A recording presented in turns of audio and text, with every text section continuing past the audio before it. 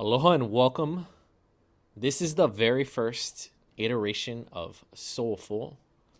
SOLU plus FULL, some wordplay, digging back into my bag as a writer. This was the very first project and piece that we wanted to start. This is a collaboration with local filmmaker, creative videographer, Teves Freitas, who you've heard on the So What podcast before.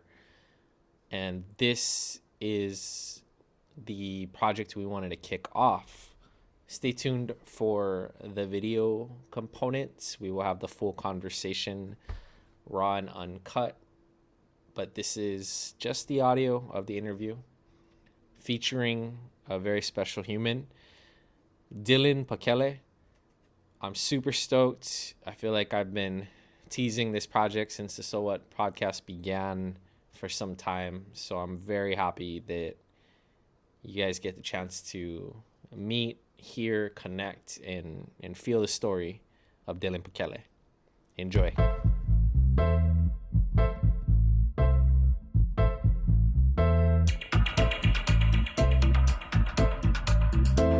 I feel like we're already in that zone, so we're good. Yeah, good. You know, with movement of the body and stuff, is that fine? Yes. If I go like, Yeah. you know, like We're gonna we're still in do the shop. interpretive dance movements. We are seeds. We are sprouting and growing. I think we're rolling. Oh shucks! Dang it! Are we rolling? We are rolling. All right. fun. Thank you very much, Dillon. Mahalo. Much mahalo. We appreciate you taking the time to come out and talk stories. But real quickly before we jump into it, would you mind just kind of introducing yourself? Yeah, my name is Dillon Pakele. I am an artist based in Hawaii. I live in Kapolei. Island reggae artist based in Hawaii, on the island of Oahu. And yeah, that's pretty much all I got. I think it's kind of interesting, actually, because... Pause. Quiet on the set. Take one. Oh, we was worried about mom walking around. Okay, hold on. Take two. Trying to get my director's chair over here. We're gonna need the third camera for what's going on with you in the background. Don't stop saying that. I'm gonna pull it out at one time. Where is it at? Camera the other day, and my wife was like, "Shut your mouth." Nice. Oh shucks. Okay, can we pick up from Dillon answering that question? Yeah.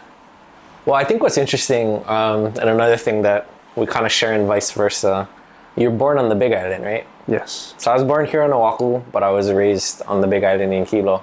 Thank you to a little company out of Hilo, actually a quite big company now, Waikea Hawaiian Volcanic Water. That's how we first met. So I appreciate you taking the time to talk stories. And part of the reason we're here today to talk, and it's very timely. And so as I was driving out here, I live in town on the other side of the island, I was thinking about my dad. My dad passed away in February of 2020.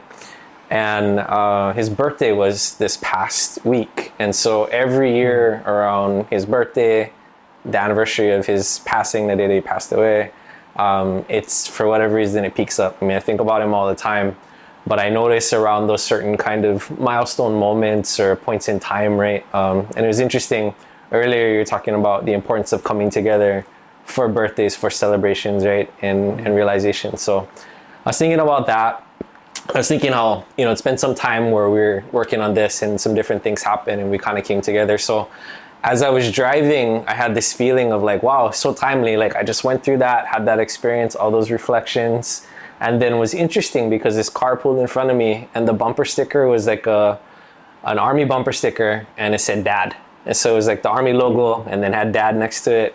And my dad was an army vet, so it was kind of just really interesting. And for me, as I've gone on this journey, right, and kind of like looked for confirmation that there was more out there, it's things like that, little moments. I like to think of it as winks from the universe, from the divine, just speaking through and kind of reminding us that we're not alone, even though sometimes it can be so heavy. So, really appreciate you taking the time to come and talk stories, because another reason why I feel so connected for you personally I found out you lost your father as well in 2020.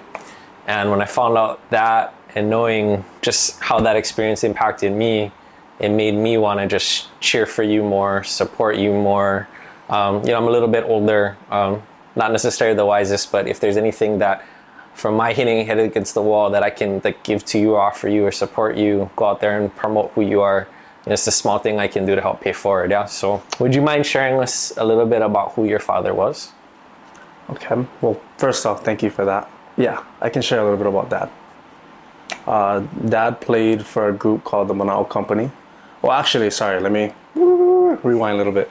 My dad first was born in Hilo. Long story short, he joined a group called ALOHA. And ALOHA, they came out with this song called the Molokai Slide. That's what actually really made them really popular. And after that, he joined a group called the Mahalo Company, and he moved here to Oahu from Hilo. And Dad was a part of singing Roots Rockin', Sweet Reggae Woman, and a couple of other songs that are on their project. Just to kind of sum it up a little bit and give why Dad has a name is because of those projects that he was a part of. Molokai Slide, Roots Rockin', Sweet Reggae Woman. He was a musical artist. That's the best way that I could say his title, I guess. I guess in follow up to that, who is he to you? I'd say my dad is a hero to me, and I'd say he is the reason why I am pursuing the path that I want to pursue now. Of course, there was a lot of people along the road that have helped, but including my mom. But Dad, when he passed away, it's what made me see the light at the end of the road. It made me realize, what am I doing with my life? When he passed away, it's like, what do I have to show for anything that I've done so far? And I think when Dad passed, it made me realize that I need to find my purpose. And Dad was the first step of finding that purpose and realizing that he was a hero to me. He still is a hero to me, but my dad was a hero to me. That would be who he is to me. That resonates really deeply for me. I think for me as a child, my parents were my first superheroes, right? And I'm a big believer that life is full of adversity, challenges. There's tragedy that awaits, and one of those big tragedies that I was well aware of from small kid time to just getting older was the realization that one day I would lose, one in both of my parents, right? When that happens, living through it, moving beyond it, it's pretty daunting. I think what you just shared is really beautiful and inspirational. I know in my case, I struggle a lot with the grief. It propelled me into just therapy. After a period of time had passed, I really immersed myself into therapy. I've been open to therapy throughout my life, but I really kind of made the commitment to just dig a little bit deeper, work a little bit more on some things. I mean, I've always believed that you need to have a strong spiritual foundation, and that was something that has helped throughout, but I was really trying to understand, what it was, because it's almost as though, at least my experience of that grief was the world's a little bit darker. I still have hope, I still have belief, but just for whatever reason, when my journey with it really was, I still struggle with it every day. And that's another thing too that I admire a lot about you. You're much younger than I am, but you're so positive, you're so upbeat, and you're creating inspiration for other people. You're lifting other people up. I do my best to try to do that in the ways that I can, but I think sometimes too, with the struggles that we're working through, the scars that can't really be seen externally, that can be a challenge for us, right? So what do you think it is about who you are, who your parents are, how they raised you, that's helped you to vibrate in that more positive, lighter vibration? I'd definitely say both my mom and my dad. They both were people that always wanted to help other people and always were strong on showing aloha to everybody. And I think for me, because of how they raised themselves, or how they are, made me realize that that's how I want to be. Did I know that my whole life? No, I didn't. It wasn't really until Dad passed. Dad passing was a very pivotal moment in my life. And from that, I think it actually changed who I wanted to be, because before he passed, I didn't really know. I always wanted to be an NBA basketball player. That was my first dream. Then my second dream became to do music. And when he passed, although one of my dreams is to do music, another dream that I have now is to have a family, to get back to that place of completion. Like I've had that, mom, dad, siblings, everybody's doing good. You don't realize how much you have it good until it's taken away from you. And I think that's now my new dream, is to have a family. Sorry, I know it's kind of off topic to the question, but No. For me, I'd say if I had to just sum it into one word, it's live aloha, or 2 words. To live aloha, that's how my mom and dad always were. And I never completely understood a lot of it. But now I realize all the aloha that my dad has given throughout the years of his life, even though he's not here, all that aloha is coming back. Because when I go record a project, the people that he showed aloha in the studio, now they're like, oh, you know what, boy, let me help you out. Maybe we're not gonna charge you full price, to charge you because he showed that person aloha. Or if I wanna do a concert, somebody's like, you know what, Kaulana used to show me love. Let's put the boy in this slot. Or let's bring him up on stage. Like, just because my dad has showed aloha and mom has showed aloha to all these people, it's not about looking at it right now. It's about when you give that aloha, like, it always comes back. No matter if it comes back to you or your wife or your kids. You know what I mean? It's gonna come back eventually, and that's probably been the most important thing that I've taken from my mom and dad, is you never know what's gonna happen, so you always just give aloha. You may not even know the person, but you know what? Hey, what's up? My name's Dillon. How you doing? What's going on? Like, just always show that, because eventually one day, maybe that person might take care of my kids, or take care of my wife. And I always look at things from that perspective, and that's something that they've lived by. And now I take that with me. I don't know if that quite answers the question. I know it's kind of pinball all over the place, but It's all good. I don't think there's any right or wrong answers. Like we're in a space where you're here to just talk stories, connect. And part of it, and the reason why, for those who don't know, we wanted you to be the first person, was your story. And I really do believe that your story, who you are, exactly what you just shared, can help to turn on some lights out there. I think that's part of the purpose. So, like, to hear you talk about giving and sharing aloha, like to live aloha.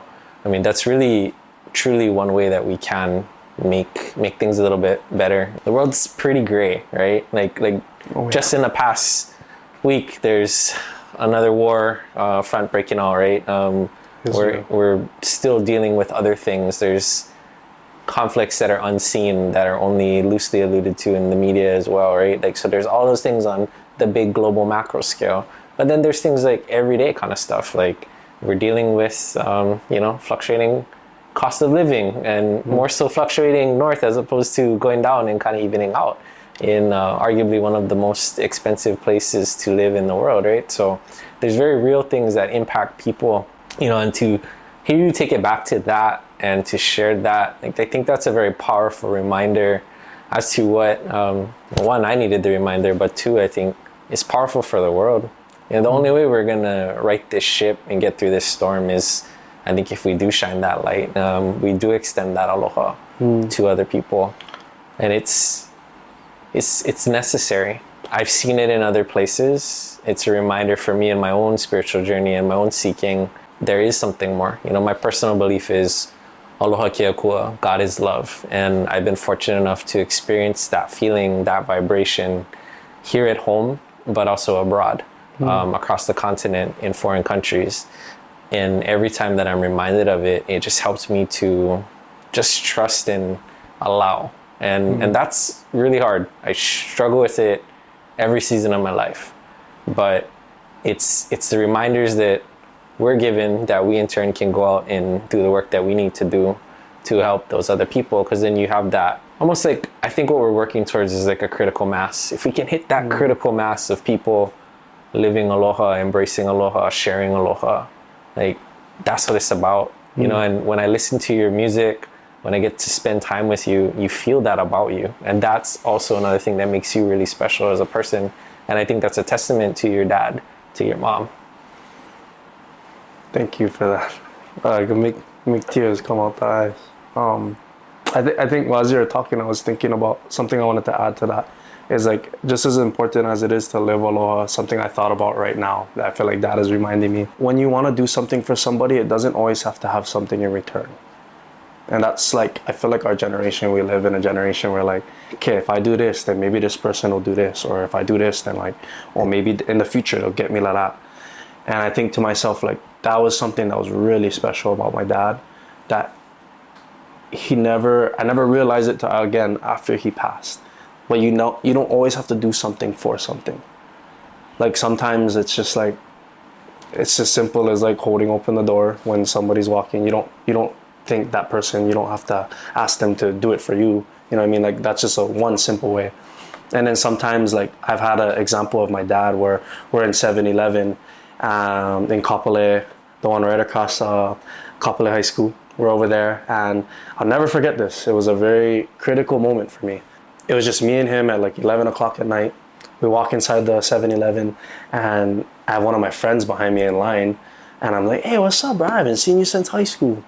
And all of a sudden, my dad looks at him, and he's like, hey, what's up, boy? You know what? Bring your stuff. Bring all your stuff, put it in front, I'll pay for it. After I was like, wait, why? And I walked outside the store, and I asked my dad, why did you pay for his stuff? It was like $20 worth of stuff. He said, nah, just because I wanted to. It was such a simple answer. But like now I look back and I'm like, that boy, like he blessed that boy for no reason. And who knows how he took that? Who knows if that's a pivotal moment of his life where that random act of aloha just like catapulted him into a different direction in life. I'm not saying that's what happened, but why not take the chance on that? No, I think you're 100% right. You know, I used this phrase earlier about this like invisible scars that people carry, right? There's a lot of people that are suffering in the world, and a lot of times you cannot tell. Like you can't see. Like there's people that wear masks and smiles. Maybe their life looks just like perfect and whatever, but you know what your dad like modeled and lived and did. It's such a great example for how it's free to just be nice, be kind to people. Something my brother and I talk a lot about when we recall our dad is he was a really nice guy. He was really kind. I mean, he had his demons, he had his struggles. You know, not perfect, nobody is. But when we think back to how he treated strangers, things that he did, like the time that he extended, you know, and I'm fortunate too when I look back to high school and both my parents, like I played basketball. My dream was college because I don't know why I didn't want to play NBA, but I thought college would be a lot of fun, but I didn't grow. So that kind of limited things for me. But when I look back at it, you know, my parents provided a space for my friends and my high school teammates to come hang out, do homework, food to eat. You know, they didn't have to do that. And, you know, they did it because that was their way of helping to support, helping the team, and also show me support too, right? And that's something that took me getting older to be able to look back. I think sometimes when it comes to love, there's that book, The 5 Love Languages, right? And oftentimes I think people see it in the context of their intimate relationships, but it could also apply beyond a romantic relationship. It could be with every relationship. So I know one for me, like my primary is words, right? I'm a writer, I'm a poet. Like that is my core craft as an artist. Words are very powerful. I find them to be very sacred. I listen to what people say, to how people communicate, and I just think like I want to err on the side of being something that'll turn on the light for someone else, because you never know, that one person could be at the end of their line. And so similar to what you said, where that one kind act could send someone in a good direction, there's also all these other negative things out there that could send people spiraling. Having been through some seasons of not only experiencing loss but feeling very lost, I often marvel at how close to being at the end of the line, like I certainly have felt. And living in a place here, let's be honest, like unless you got millions of dollars, we're all 1-2 paychecks away from not being able to pay rent, pay mortgage, put food on the table, right? And those struggles, and that's very real struggles for people. And I think about it with just having a wife, 2 dogs, and 2 cats. That's nothing compared to people who got kids, who got other kind of things, you know? Whatever we can do to be more in this space. And I love that you put it out there, that you articulated what that was, because it's what we need. It's how, in my opinion, people in Hawaii are able to coexist. We're not perfect either, but we're doing a lot better than some other places. I like that. I know when you just said that right now, I don't know why I just thought about this. I don't know if you ever watched that movie, Hotel Rwanda. You ever watched that? I've not seen that, no. I can't even go into all the details about it, but when I watch that movie, it makes you appreciate life and like how easy we have it here. Like even though we have struggles, like there's struggles that we can't even fathom. In some of the movies I've watched, I'm like, wow. Hotel Rwanda is one of them. Anyways, random thing on that. It's good, and I love how it's just vibing because it's propelling. But there's this one time where my car had broken down. I was working at HP at the time, and I was living with Riverside, so I had to take the bus into town. And I was in at the time a really relationship that was ending. It wasn't the greatest. I was just in a very tough season. I felt very depressed. I've always struggled with anxiety, and if my anxiety gets to a certain point, then depression kicks in, right? So that's something that as an adult now I can look back and see and work better and be more mindful to manage and contain. But I remember sitting on that bus and just feeling just this heaviness and frustration. And I don't know what it was, but I looked out the window and I shit you not, there was someone on crutches with one leg going up the poly. And there I was, like, as much as I was having my frustrations, it was like huge reminder, hey, brah, can always be worse. And I think about that often, and I think what we have to do as people, you can't make light of your challenges, but you have to do what you got to do to 10, because they say like God never gives us more than we can handle, right? Yep. So 10 what you got to, like, if you're frustrated, be frustrated. Don't let it fester and blow up. But always remember, yeah, it could be worse. It could be better, it could be worse, but this is where you are now. How do you maximize that? How do you grow to be more full because of all these experiences? And I've been fortunate to observe in certain moments and see these different things and be reminded of those lessons. And you never know. It could be a movie, it could be something visual, it could be a bumper sticker. But that's part of what I love about this journey. When I'm reminded of those moments that I'm actually in a bigger conversation. I also like to think of it in terms of, and I'm a pretty serious person. I'm a lot less serious now than I was when I was younger, believe it or not. I know that's probably hard to believe, but I'm trying to remind myself that there is some kind of cosmic magic to all of this, and I need to be in on the joke and not the butt of it. And it comes down to choice, yeah. And so I think when I rewind back a little bit to part of what brought us together too, what I see in you is you were given this great challenge, and I know it's hard for you. I've heard you share some things, but in different ways. You can feel it, like it's a loss. It's a loss that can't be explained. It'll never be replaced. That void will never be filled. But you chose to go about it in such a healthy way, and I commend you for that, because it's so easy to choose to go about it in an unhealthy way. And when I look back to earlier periods of life, certainly I've made a lot of unhealthy choices. That's something my dad told me.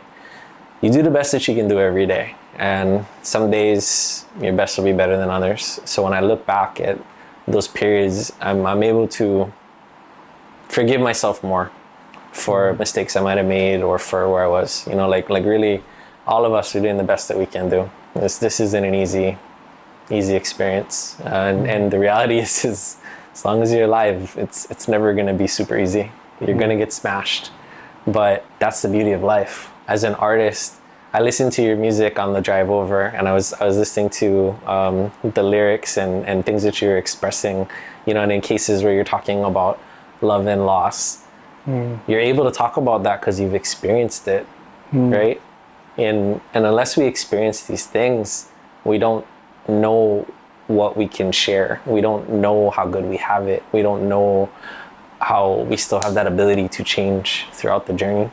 Yeah, no, for sure. You can't, like the music, I've realized before I actually became an artist for music that like, you really have to, I listen to music differently now, because as I release music, I realize that that's a part of me. It's a part of my rib. It's a part of my body. I'm giving that for people to listen to. And I realize now that that's maybe not every artist's intention, but I can tell you like the big ones for sure. They're giving pieces of them. Maybe every artist. I don't really know everybody's stories, but when somebody puts out music, it's a piece of them. And I really try to, whenever I listen to music, I try to listen to what is their intention? What do they want me to see? What do they want me to feel? Well, why did they even make this song? And when you just said that right now, it made me think about that and how important it is. Like every song that you listen to, just as important as it is to like to hear the person's message, you also have to be careful of what is behind that message. Like sometimes people make music from a good place, and there's people that make music from a wrong place. And I'm, again, like how you said you're spiritual, and I'm the same way, where like if somebody makes music with a bad spirit, then you're listening to that and then it's going into you. So for me, I'm very careful about like, you know, like as much as I want to know people's intentions, once I start hearing certain things, I'm like, I don't like that. Kind of like watching a scary movie, for example. Like you can watch a scary movie and like it's not meant to be like good, it's meant to like kind of scare you and stuff, but you're allowing that into you, that spirit of fear, if that makes sense. It's kind of the same thing with music. That's kind of trippy. And you talked about movies earlier, so I'm gonna throw this out there because you reminded me of it. But I remember watching, it was like Olympus Has Fallen, one of those movies where like the White House got invaded and taken over. The guy from the 300, Gerard Butler, was in it. And I remember watching it, and I don't know what it was, but I swear I internally just heard almost like this voice, like, I am the voice of fear. You know, so hearing you say that, right? Because it's true. Like, I think there's things that get programmed into consciously and unconsciously. I think there are a lot of bad actors that are trying to manipulate people. And I think there's other people that are just doing things and don't know, you know, that what they share could have that kind of impact. But that's why what you're saying, we just got to be mindful on what we consume. Because whether it's, like they say, eat your vegetables, right? Eat your fruits, eat your vegetables, have a balanced diet. We got to think about that when it comes to our consciousness and our spirit. Same concept. Like it's exactly, because that can also help us as we're navigating the challenging times. Like, I'm glad we just had that conversation right now. I need people to hear that. Oh, it's true. Well, and that's awesome to hear too, that that's what you're infusing. Like, I know when I'm creating as an artist, whether it's like painting or writing, I'm thinking twofold. I'm thinking, what is going on that I need to honor in this moment? And what, for the audience, would I like? So similar to what you're saying, what would I want the reader or the listener to walk away with? And ultimately, where I want to lead that to is a sense of hope. So even if I'm reflecting on grief or stress or whatever it is that's challenging, I want to always get back to that place where, hey, you know what? It's going to be okay. I believe the moment as it is perfect. It's our experience of the moment that shifts it. And one of the stories that I had heard much earlier, it's almost as though we're all gathered around a fire. And I'm sitting really close to the fire. So that fire is hot. I could be burned soon, you know, but maybe for someone who's over there, who's like off a ways, 5-10 feet away, they don't feel that same kind of heat. Their experience of the fire is different, you know. And then you think about the visuals, like maybe you're just focusing on that intense blue of the fire, or maybe you're seeing the smoke above. But that's what the moment is. That's what this life and this journey is, right? Like, we're all having this shared experience. So how do we find a way to step back, see the beauty for what it is? Because I tell you, as much as grief is a huge challenge for me, honestly, it's been super beautiful. Like I just the memories that I have of my dad, and especially, and I think I shared this with you before. I know I told Teves about it, but one of the things I loved about my dad was to be able to just go and talk stories. And as his life was winding down, he had some kind of condition where he couldn't really speak. He was there, but we couldn't have that same kind of dynamic, and that just really ripped at me. You know, it was really, really, really hard, and it makes it now like super hard, because I just wish I could like pick up the phone or go see him and just talk stories. And it's changed. But I remember being able to go and see him before he passed, and he was napping and he was snoring, and it was like the cutest, funniest, saddest, most loving moment in that space at that point in time. And it was so beautiful, and I have that, and it's it's in here. I carry with me, and it's I can close my eyes, I can see it, I can hear it, I can see the room, and that's pretty impactful for me, because I don't necessarily have photographic recall. Like that's not one of the things for me. Like, I can remember details, but I think in words. So I see, like lines of text, if you will. But to be able to see that in that moment and just feel it and be there, I wouldn't trade it for anything, because it just showed me so much more about love. I feel like I can relate to that so much. How you said it was like the most beautiful thing.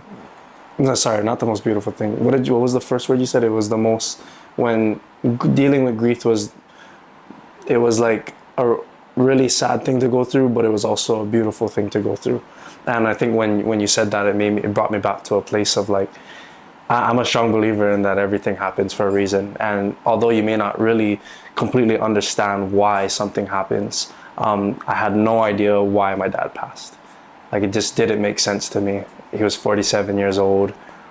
I felt like there was so much dreams that we had. Like, the way I do music now, I wasn't doing music when dad was here. So I just thought to myself, like, man, what if we could do music like how I'm doing it now? And like, you know what I mean? Like, it just doesn't make sense to me. It didn't make sense to me. But over time, something that I realized is that through trials and errors and through success and failure, I've realized that if my dad didn't pass away, I don't know if I'd be doing music and living life the way that I'm doing it now. And I think for me, like, my reasoning for wanting to do music before wasn't necessarily the right reasons. Some of it was wanting it for the fame, some of it was wanting it for the attention, potential of making money, not knowing what to do in life, so I'm just gonna do this. And when dad passed, it just gave me a whole new meaning to music, but not just music, life in general. Going back to what you said, there's the sadness and there's the beauty in it. The beauty that I see in all of this, after all the sadness that we went through, is that everybody in my family, when my dad passed away, I've said this to my mom, and my mom, I know you're gonna hear this. When dad passed away, it catapulted all of us into life. And all the things that dad was building, all the relationships and the connections that he was making, all the aloha that he poured into people, now poured into us. Not only that, is in the absence of things, when your back is up against a corner, you're gonna adapt. You may not know how to do things, but you're gonna adapt. And my example for that is music. When my dad passed away in 2020, it's 2023 now, I had no idea how to play guitar or play any sort of music. I sang 3 songs my whole life. And it's really hard for me to believe, because hearing you now and seeing your stage presence, like, you're natural with it. It's so, I mean, and props to you for transcending in that, but I'm just sharing that so those external, like, who are listening to this can kind of see that. Like, I think it speaks volumes to what you've poured into this in this part of your journey. Well, thank you. Thank you for that. It brings me back to that of, like, when your back is against the corner. Oh, not sorry. When you're, how do you phrase that? When your back is in the corner, like where you have nowhere else to go. For me, that's where I was with music. When dad passed, I didn't know how to play guitar. I barely knew how to sing songs. And I thought to myself, hey, how am I gonna do music if I don't know how to play guitar? I don't even know how to put a band together or any of that kind of stuff. And I realized that when you have persistence, you have your passion, and when you have desperation, those 3 things is what made me want to pick this up and play. And also, just simply, like, when I played music, I felt like my dad was there. It kind of brought him back to life in a sense, not physically, but like when I pick up the guitar and play, some people would be like, hey, you're Kaulana's boy. Hey, oh, I never thought I'd hear that song again. Oh my gosh, I kind of believe that you're singing. You know, like when I hear all those kind of things, it's not so much for the attention, but I get to breathe life into other people because I'm picking up the guitar and singing. Now other people, because they miss dad playing, I now get to breathe that life back into them. And I think for me, what I'm trying to say is like, I've had to take the eyes off of myself, and I'm not perfect, but like I've had to just look at other people and be like, hey, if I do this, then this will make them happy. Not to do it for them to be happy, but like, it makes me feel like dad's here. You know, it's a way that I'm able to move forward. Because if I just didn't do music, then I'll just be stuck. Not that necessarily just like completely stuck, but music is just a way for me to carry forward and to keep him here in a way. I don't know if that makes sense. No, I think it does. You know, it's like our ancestors, their legacy lives on through us, and that can be our biological ancestors. It can be, you know, maybe kapuna, our elders that we respect, to pass their teachings into us. But it's our kuleana to carry that forward. It really is, and I don't think I would have ever seen that. I think we've had a talk about this before when we were talking about doing this idea, the word legacy. Never thought about it again until my dad passed. I say anybody watching this video, if you can like look into the camera real quick, wherever, oh, over there. Anybody watching this video right now, legacy is probably one of the most important things you're ever going to discover and learn about. It's not about now. It's not about 2 months from now. It's about so much more than you can think of. And when I pick up that guitar and I play a song, I'm not singing for now. I'm singing for my legacy, my family's legacy, my future kids that I don't even have yet. I'm singing for them. I hope that it doesn't take somebody passing away for you to understand what legacy is. I think the sooner that you can understand the want for it and to understand the need for it, you're going to realize how important it is. But just wanted to kind of share that real quick, and then I'm going to go back here now. I love that. I love how you broke the fourth wall and you know, spoke right to people, and I think it's speaking to the hearts.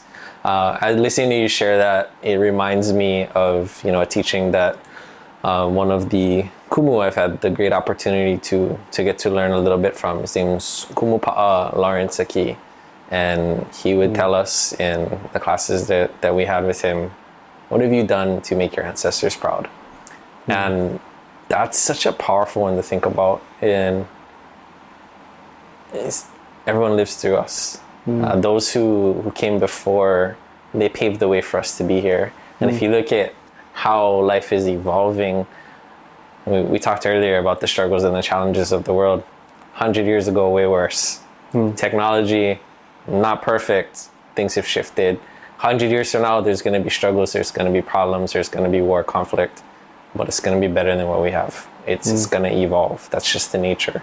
Provided that humanity doesn't destroy itself, things will be better. And I gotta hope, I gotta believe, and we should want that. We should want that for the sacrifices of those who gave up their lives to fight for different things, or who had things unjustly taken from them. We should want to live and love fully for them, and to pave the way so that whoever comes next has it smoother. I like the analogy, and I often think of it, each generation, we're like a link in the chain pulling the next further. You at your age is so much farther than when I was there. And I love that, and I think that's super powerful. And I know some of your contemporaries, your peers, amazing what you guys are doing. And I find inspiration in that. And you know what? Right now there's, you know, little kids running around. You're going to be the Makua generation one day. You're going to be the one, when you have kids, going to be looking up to dad, uncle, you know, grandpa one day. What you do can inspire them for their lifetime, right? And that's just, you get back to the idea of beauty. Like, honestly, as great as it would be, and when you were talking earlier about losing your dad at such a young age, my dad was a little bit older, but he was 72 when he passed. Was older, he had lived more life, but surprising in that he still could have had more time. You know, my grandmother's grandfathers lived well into their 80s. So I was taken back. And I think part of the reason I was taken back by it was there was so much that I feel like I didn't get to experience with him. You know, I got married after my dad passed away. I changed jobs twice into different things. There's just been all these experiences that have continued to happen, and it's mind-boggling, really, to kind of think about. My dad's great-grandson, my brother's grandson, my niece's son, he graduated high school. You know, something my dad didn't see. So it's crazy. And the reality is like, you know, should one day I have a child, my dad is not gonna physically know that child. I gotta believe that there's something more. I want to believe that. I struggle with it, the afterlife concept. And I don't really entirely understand why I struggle with it, because I do have a deep faith in terms of that there is something greater that knows more than what we do in this level of consciousness. But what's beyond, it's I guess because I can't see it, I haven't experienced it, it's hard for me to really visualize. So I'm hopeful. And on the flip side, you know, like similar to what you're sharing, I realized that those who have come before live on through me. And it's weird, like sometimes like I'll sit there, my dad used to cross his arms all the time. No, you don't. And sometimes when I do it, I feel like he's there, you know, like I feel that energy, and it's so weird. And then my brother looks a lot more like my dad than I do. And then looking at my brother and where he is now in his life and his age, like I have a lot of like really strong core memories of my dad at that time too. So it's super trippy. This journey, I'm so grateful that, you know, you opened up this space, which I would like you to talk more about. I'm so grateful that you like welcomed us into it, because I know for me, like, this is something that I feel like I needed. So thank you. And Thank you guys for being there. Mahalo. You guys are in KP Studios right now. In KP Studios, which is it wasn't here when my dad passed, but it's a dream that he always had, him and my mom. And now we're actually living in a dream that they've had for 10, 20 years, to have a studio where we can create music, have a space for the next generation. My dad has always been about the next generation, and here we are right now speaking in it. It's again, we're in KP Studios. My dad's name was Kaulana Pakele, so that hence the KP Studios. So yeah, we're here right now. That's where we're at. This is actually the first time I think we're having an interview in here with it being like pretty much fully done. I don't know if I'll have some B-roll of everything, of how it looks, but it's definitely a work in progress, and we've already did some stuff. We had some rehearsals in here. I've made some minor projects where I've recorded some ideas to go into the studio. Honestly, this is the coolest thing about this place, is that it was a dream that they had, that now I get to be a part of the fruit of what they've had to build. And we're sitting in it right now. So not to be appreciative of that for me, as something that I'm realizing right now. So thank you guys for being here. I think something that's so powerful about what you just shared too, you said now you're part of the fruit. Not only are you the fruit, but you're the seed, right? The seed lives within the fruit. Within that, the next flourishing, the next coming is there. You know, so as much as you might be benefiting, you're also the foundation, because part of what KP Studios is doing is also working with other artists too, right? Yes, we are. That is definitely the dream that we're still working towards, but we want to be able to provide artists the chance to have a process where we help them. Sometimes artists come here, like me, when I first started, I didn't know, all I know is I wanted to record music. I didn't know what it would take. Now I'm like, holy smokes, there's a lot that goes into it. Basically, we want to be able to take an artist that has the same goals as me, but didn't know how to do it, take them through all the processes that we've been through from what my dad has went through, from what I've went through. And the best way that I can say it is to hold their hand through the process, through every little step. Because I think that's a key thing that we're missing in the music industry, is like, we all have a dream, but we don't know how to get there. And sometimes you just need somebody to point you in the direction, and not just once, maybe twice, maybe 3 times, maybe 4 times, as many times as it takes. Because sometimes you don't get it on the first time, and you're not gonna get it on the second time. Sometimes you need somebody to be just as persistent as you. And I think that's what I want Pakele Entertainment to be, is to be that team that brings people's dreams and visions to life and help them to envision it for themselves. Because you can have a dream, but sometimes you have a dream and you go into something and then you realize like, ooh, I don't know if I want to do this. And even that's something I want to help people walk through the process of, is like, okay, this is the vision. Do you see yourself doing it? Oh, you do. Okay, shoots. Oh, you don't? Okay, how's about this? Because sometimes you don't know what you want until, I didn't know I wanted to do music, like fully be an artist until maybe like 2 years ago. So I've had to decide. And I think Pakele Entertainment, KP Studios, Pakele Entertainment is the back end of everything, by the way. So we have 2 companies. And long story short, Pakele Entertainment and KP Studios, the goal is to bring the dreams to life of the next artists, people that have dreams, bring their visions to reality. I don't know if that's the best way to put that, but hopefully, Mom, it's the best. The best. No, that's amazing. You know, it's super inspirational, and hearing you share that and go deeper in it, you're already on that journey, and it's going to be amazing to see where you are, where all of you are 5, 10, 15, 20, 25 years from now. You know, to be able to look back at the twists and turns, and I commend you for wanting to go out there and help other people, because that's really, you know, going back to living aloha, giving aloha, like part of why it's needed, it's also helping people to understand like how to live that, like what that looks like, giving people, you know, models and examples, right? I use this phrase a lot in work. It's hard to hit a moving target. It's near impossible to hit a moving target if you don't know what the target is. It's even harder if you've never been trained to shoot a bow or to try to target a target. So what you're doing is you're giving people something to aim for. And if that's not it, you're helping them find something that they want to aim for. You're also showing them how to get there. And that's super amazing. Like that's what helps us. And whether people change course later or not, they're going to learn things from this experience with you that they're going to carry into other parts of their life. I think something to emphasize on that is my dad, he was always somebody to visually put it, like no matter where he was with success, he always looked back and made sure he brought people with him.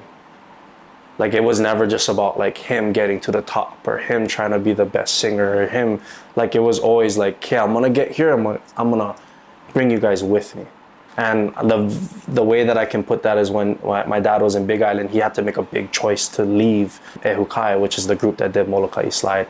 He left them to be able to join the Manao company. And when my dad did that, it wasn't and then just go do your own thing. It was here, let me go do this and I'll show you guys, or whoever, not just Ehukai, but everybody that he was connected to. You want to do this? Here, this is how I did it. Like he never just like, you know, and the reason why I'm bringing that up right now is because that's kind of, I'm a big person, like you have to have the reason. I'm big on having the reason for why you're going to do something. And I feel like for me, the reason for why we want to reach back and help the kids or help anybody that has that dream is because my dad did that. And that's kind of the foundation of it, is like, it's another way that I get to keep my dad here and alive. And by us reaching back and helping other people, not saying that we're in a certain position or whatever, but no matter where we're at, to look back and help whoever we can. Again, that's like a way to keep him here, as by that action of doing that. It's another way to live aloha, and it just all comes together. Does that make sense?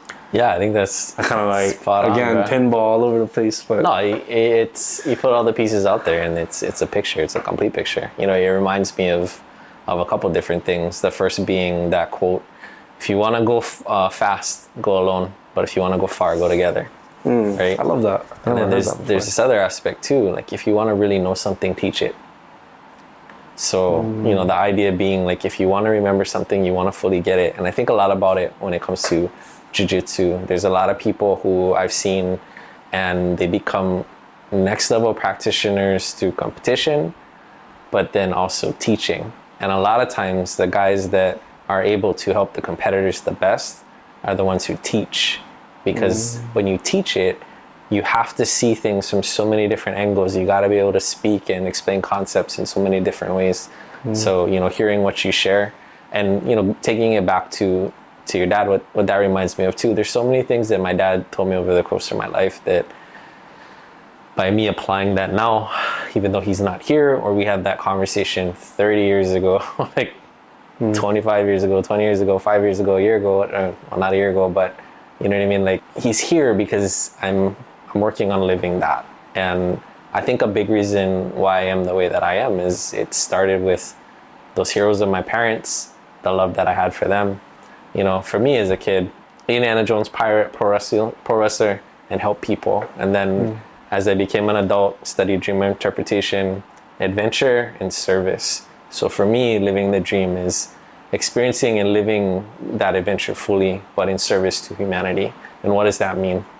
When I started approaching it that way, I felt like it really liberated me. I became less attached to it has to be a certain way.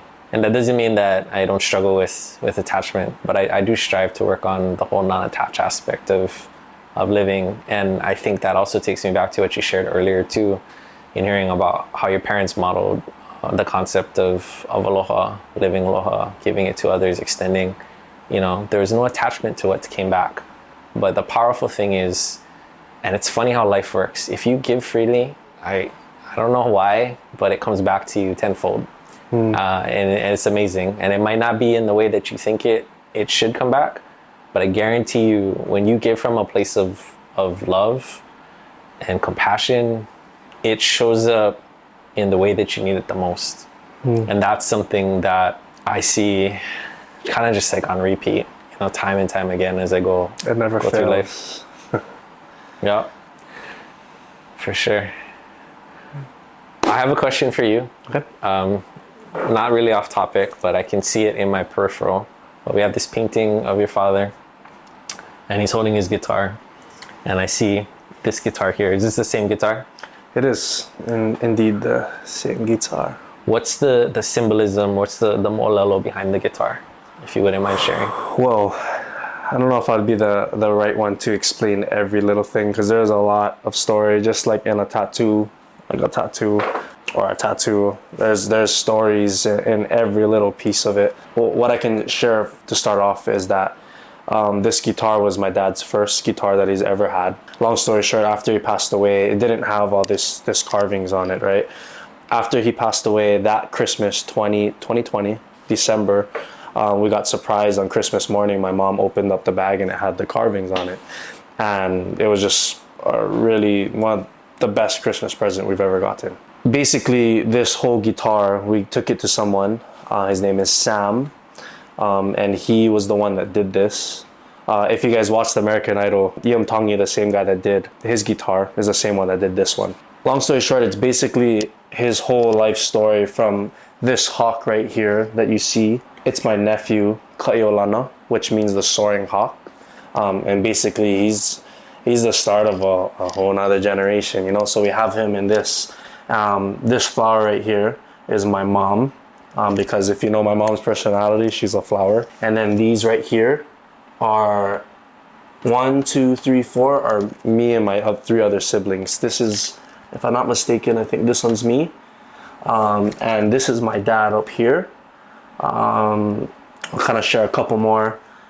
These right here, the fish or the i'a, these are the hokus that my dad has won. So this is 2 with Ehukai, and I think 1, 2, 3, 4, 5, 6, 7 with Manao Company. Every little thing has a story behind it. Even these kalos, as you can see, there's only 5 because my dad isn't here anymore physically. I don't know exactly how to explain it, but me, my brother, my sister, my other sister, and my nephew, Kaulana, which is the hawk, we are the breath of life to my mom now. We're the people that breathe life into her. I can't explain exactly how it was explained, but that's why these kalos are here. One of the most trippiest things on this guitar that I love is, I'm gonna move this, I don't know if that messes up the camera a little bit, but this right here. And it's a very common piece of art that's on every tattoo, but something that Sam explained to me, the person that did this guitar, is everybody always sees the triangles going this way, but you see the triangles going back the other way. And I never realized that. The next time you see a tattoo of this design, so look at all the triangles, it's gonna be there. He said it represents give and take. And I just was blown away with that concept. I'll kind of turn this around a little bit more, kind of see more parts of the guitar. Has our last name over here, has a scripture over here, so a scripture that my dad lived by, his sunrise and sunset over here. And then another part is, this is my sister Chantil, Kainoa, Kamale. And when I play the guitar, they're over here because they're the people that hold me up. So every part of this guitar has a meaning, and as much as I wish I could go into every little detail, there's so much more.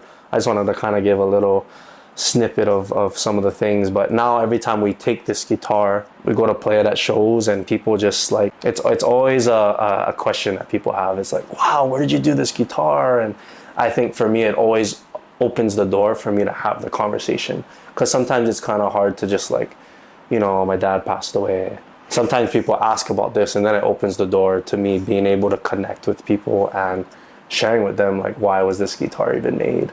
And then hopefully in having those conversations, sometimes it changes people's lives or makes an impact. Anyways, yeah, this is the guitar. Shout out to brother Sam. If I say this wrong, Sam, I'm so sorry. Hamori Art is his Instagram, hamori.art. If you want to get a guitar like this, go hit him up on Instagram. Thank you, that's awesome. Appreciate that. What's interesting, and I remember the first time you explained it to me, you talked about the triangles and the symbolism, but in thinking about how this conversation unfolded too, right? Not only give and take, but what you put out returns, right? Yeah, so that's similar. crazy. I mean, everything comes full circle, and there's meaning to everything. You know, thank you again for talking about that. I mean, this is a tool that you use to make music, to share your gift with the world. And I know you have other things that you use to create music too, but you know, when it comes to working with other people, you had the opportunity to work with Fiji. Is there anyone out there that would be like a dream collab artist that you're looking to work with? Bruno Mars. Nah. Bruno Mars would be like, oh, I'd love to. But I think, to be on a more serious note, I think for me, I'm very intentional about the people that I work with. And reason being is that I feel like there's a lot of projects that I want to do as far as originals, and there's a lot of covers that I want to do where there's bands that my dad has played with that I want to hear newer versions of the songs.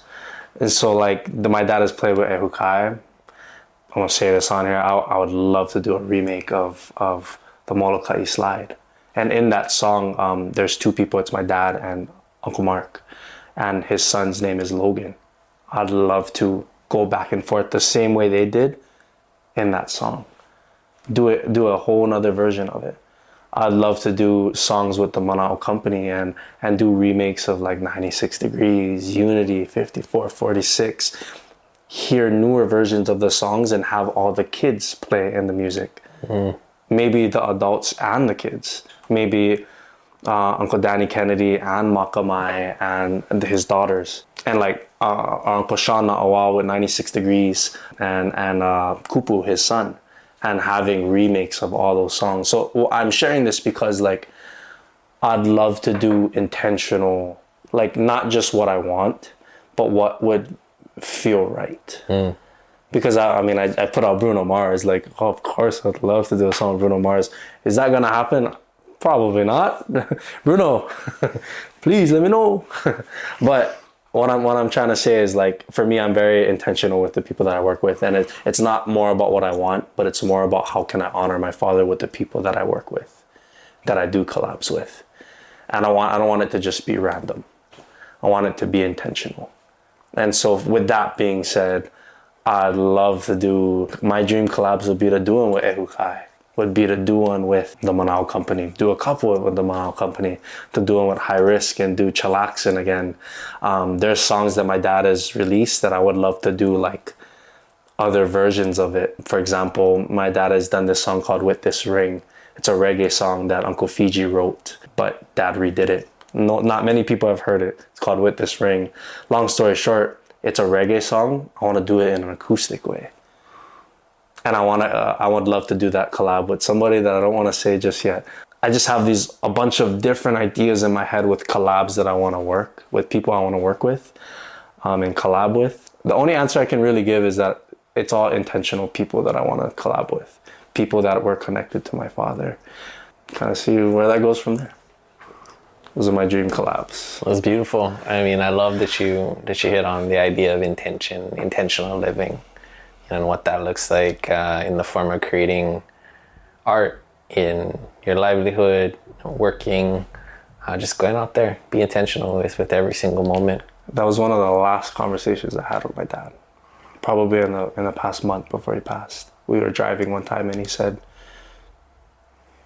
I'll never forget it. He just said, everything that you do, you need to do it with intention. And I don't know why in that moment I didn't think about it so much, but I think about it now and it's everything. I'm not perfect, again, I make mistakes and sometimes I don't make intentional moves, but I realize how important it is. That everything you do in life, there's intention. There's intention to this right now. There's intention to whoever's watching this right now. There's a reason you're watching it. Like, there's just intention to everything. And I don't think I realized that until my dad said that, and until he's not here anymore, and until all the intentional things he's done. And now I'm feeling the fruit of all the intentional things he's done. So there's intention to everything, for the past, the present, and the future. It affects everything. Kind of like the conversation we were having earlier, but sorry. No apologies needed. I mean, I think it all comes down to there's a purpose for everything, and I think if you can infuse intention into that purpose, like there's a divine purpose, and this is just something I've seen as I've gone on the journey. I think the ability to have free will and to have choice, it's to choose to be intentional, it's to choose to live aloha, it's to choose every single day to show up and to be healthier, and to try to do your part to lift up your community. And your community first starts at your first community is within yourself, and then your second community is your family. And I say yourself because within us, we all got characters within us, right? And then the family, that's the most important one. That's the core one. Kumupa'a Lawrence, he would tell us, how can you even go and hope to try to resolve conflict with others if you can't resolve conflict with those closest to you? You gotta start with clean your backyard first, right? I'll never forget that, because it's so true. Like, you gotta make sure your house is in order before you go out into the world. So I really appreciate you taking the time to open up your studio, your home, your soul, your spirit, and just sharing it so fully and so openly. And similar to what you said, I know there's a purpose for this conversation, and my hope, similar to what I shared, is with writing. It's that these words will fall upon those who need to hear them. So, mahalo, bro. Thank you very much. Thank you. I appreciate it. Yeah. Thank you for being here. Yeah. I'm looking forward to the next time we get to talk story. Amen. Cut.